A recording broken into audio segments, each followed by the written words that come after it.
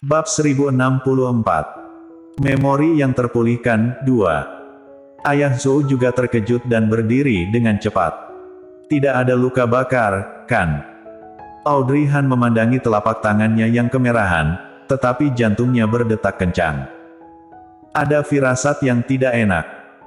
Tempatnya ini kebetulan merupakan titik buta, dan dia tidak bisa melihat hal yang terjadi di tangga lantai 2, jadi dia sama sekali tidak mengetahui apa yang telah terjadi. Apa yang terjadi di lantai 2? Ayah Zhou juga dikejutkan dengan suara tadi, tapi saat dia belum sempat memeriksa apa yang terjadi, teh tumpah di tangan Audrey Han, sehingga perhatian Ayah Zhou langsung ditarik kembali pada Audrey Han. Orang yang duduk di depannya adalah seorang istri CEO, bagaimana jika dia terluka di toko putrinya? Ayah Zhou menggelengkan kepalanya, aku juga tidak tahu, mungkin ada sesuatu yang terjadi. Aku akan pergi melihatnya nanti, tetapi tanganmu. Apakah sebaiknya kamu pergi menyiramnya dengan air dulu? Atau aku meminta Gita untuk membelikan obat? Aku baik-baik saja. Audrey Han merasa jantungnya berdetak tiba-tiba. Meskipun Golden Ye tidak terlihat aneh, tetapi dia masih merasa sangat khawatir.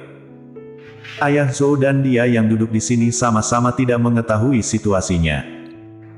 Audrey Han tidak bisa tenang, mengabaikan tangannya yang terluka langsung berdiri. Paman Zhou, aku akan pergi untuk melihat situasinya, kamu boleh duduk di sini sebentar.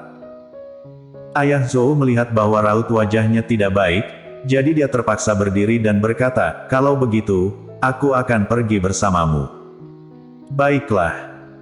Tanpa diduga, ketika mereka berdua berdiri dan berjalan menuju tangga, mereka malah mendengar seorang gadis sedang berteriak.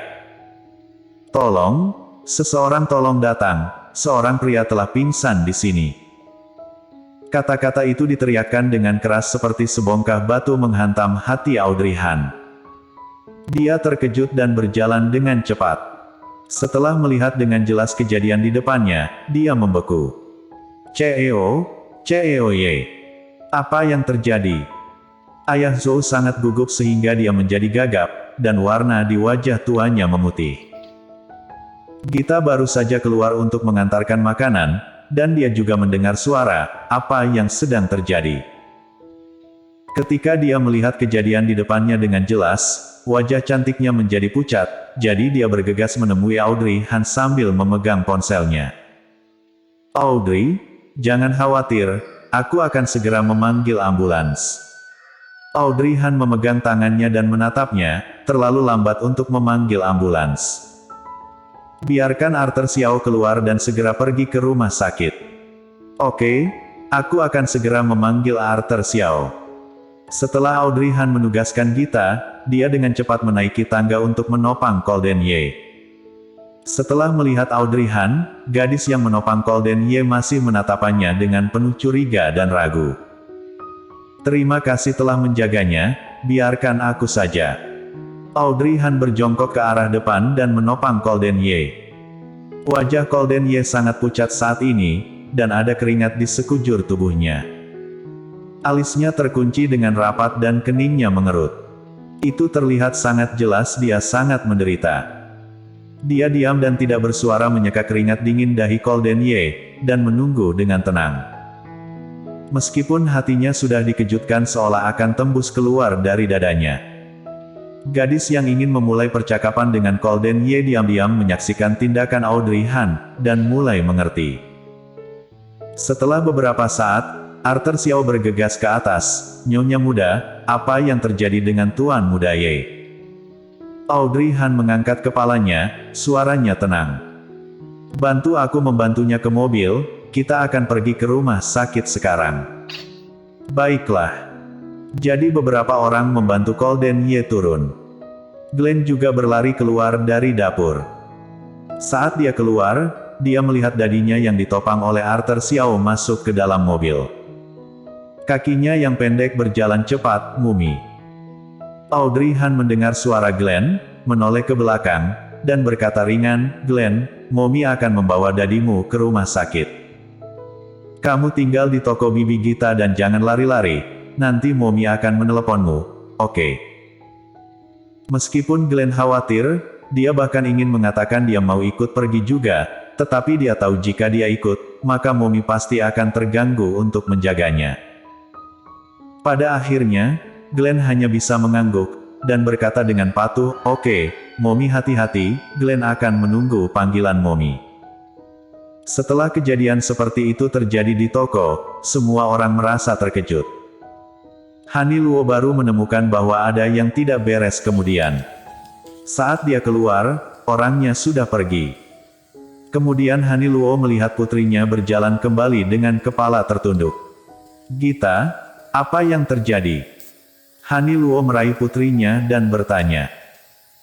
Gita mengatakan apa yang baru saja terjadi, "Hati sedih, aku juga ingin mengikuti mereka pergi. Tetapi Audrey tidak setuju, dia menyuruhku tinggal di toko untuk melanjutkan jualan.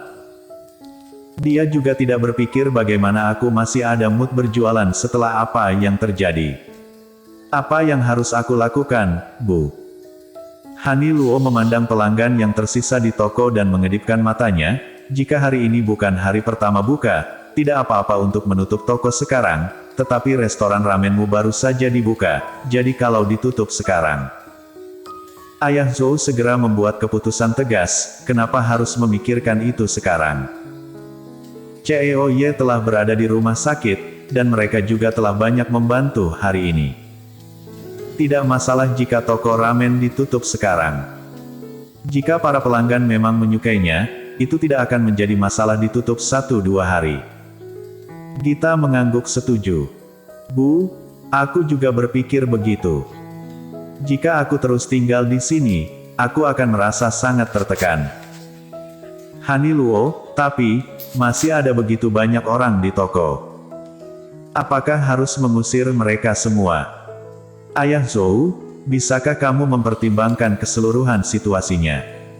Kamu sangat cemas pada Ceoye yang masuk rumah sakit, menurutmu aku tidak cemas sama sekali.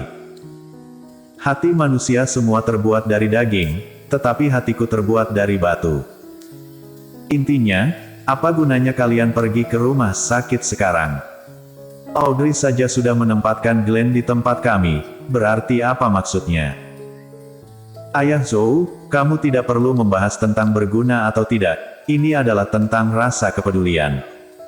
Ayolah. Kamu tidak bisa membantu malah mengatakan tentang kepedulian. Di sana ada dokter, istrinya dan asisten yang menjaganya. Itu tidak akan menjadi masalah jika kami hanya mengantung tanda tutup toko, tetapi sekarang kami juga tidak boleh mengusir semua orang, kan?" Gita sudah merasa sangat kesal sekarang, ditambah lagi orang tuanya masih berdebat di depannya.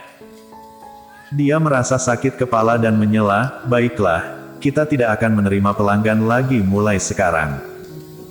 Mari kita urus sisanya dulu lalu aku akan mengantar Glenn ke rumah sakit." Dia memang tidak bisa membantu sekalipun dia pergi sekarang. Tapi dia pasti harus pergi, setelah membereskan toko terlebih dahulu, baru pergi ke sana. Ketika mengurus semuanya, Gita melepas celemeknya dan berkata kepada Glenn, "Glenn, sekarang sudah larut, apa sebaiknya kamu tidak perlu ikut Bibi Gita pergi ke RS lagi?" Glenn menggelengkan kepalanya, "Bibi Gita, Glenn tidak mengantuk." Benar juga, ayahnya sedang dirawat di rumah sakit, dan Glenn juga adalah anak yang cerdas, bagaimana dia bisa merasa ngantuk sekarang, jadi lebih baik membawanya bersama ke rumah sakit. Setelah itu, ayah Zhou juga ingin pergi bersamanya, tetapi ditahan oleh Haniluo. "Kamu baru saja keluar dari rumah sakit hari ini dan pergerakanmu masih belum stabil. Apa yang akan kamu lakukan dengan mengikuti mereka pergi? Ketika kamu pergi ke rumah sakit, putrimu juga harus menjagamu. Bukankah itu hanya akan merepotkannya?" Bersambung.